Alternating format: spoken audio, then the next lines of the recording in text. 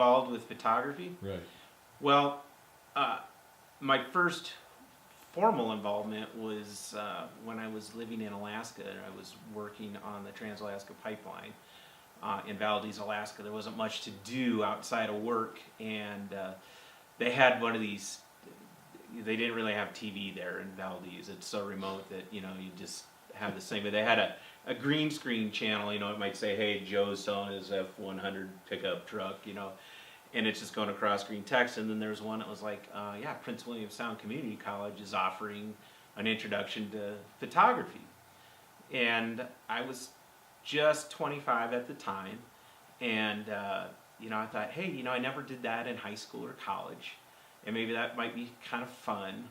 But I really, if I'm being completely honest, I was like, I had no interest in photography. I thought, community college, there's got to be girls there.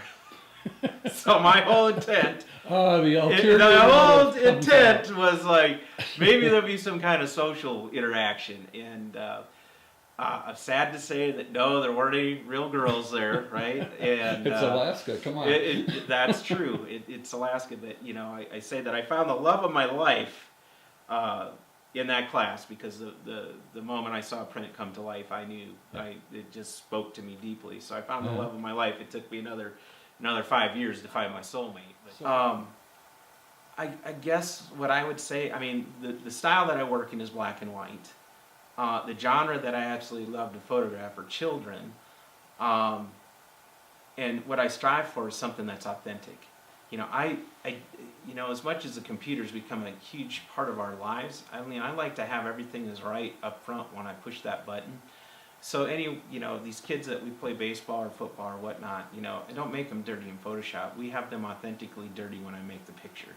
Cool. And I just think that maybe authentic is if I had to take it at one word, is authentic black and white, character portraits. So you have it so that they come over for the shoot after a game? Is that no? I have wardrobe for them to wear, and we have some techniques for getting them dirty. It looks like they've been out playing all day. Okay. Through various techniques of doing that, and when we can have them actually look like that. And how I got into that particular type of photography is, my son played baseball, and he came to the same realization as his old man had, that there's just really no life out there in right field.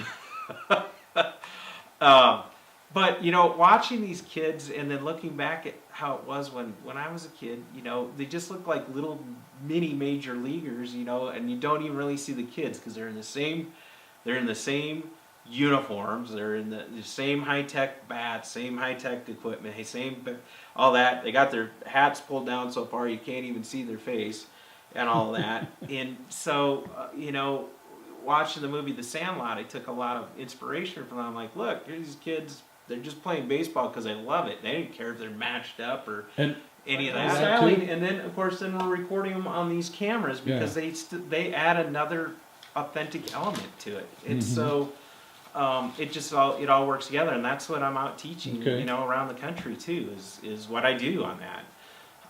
And paying more, it's more fun for me to be behind a camera working with somebody than it is sitting behind a computer doing that. And I know there's artists out there that love to be on the computer and do that, and there's nothing wrong with that. I just prefer to be, engaged with my subject and talking about what it is, and when we shoot with the 4x5 camera, we're not rattling off, right. frame. In your mind's eye, as your crowning achievement thus far in your career, obviously there are more hurdles, more things, but more that we have to go. There's two of them, and they're going to be in my baseball kids that I do, and one's right here on the wall, and then there's one right behind you on the wall of three brothers. So, the one on the wall here has not been in a competition, but there's so many things that are right that I absolutely love about that one. And then of the three brothers over there, that was up for a Grand Imaging Award in the PPA 3 years ago, and it finished 7th. So it was a top 10 in the children's category throughout the PPA. So of 30,000 members, to be in the top 10 on an image, that was kind of a crowning achievement so far for me.